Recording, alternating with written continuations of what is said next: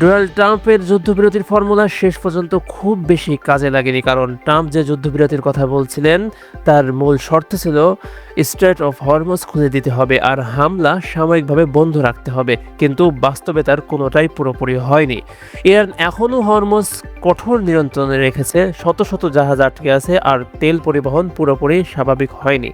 অন্যদিকে ইসরায়েল এখনও লেবাননে হামলা চালিয়ে যাচ্ছে, ফলে ইরান বলছে এই যুদ্ধবিরতি আসলে বাস্তবে নেই।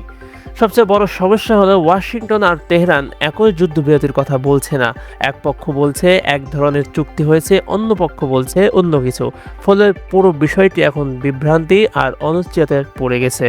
তাই সহজভাবে বললে ট্রাম্পের যুদ্ধবিরতির ফর্মুলা যুদ্ধ থামাতে পারেনি, কিন্তু শুধু সাময়িকভাবে পরিস্থিতিকে কিছুটা ধীর করেছে।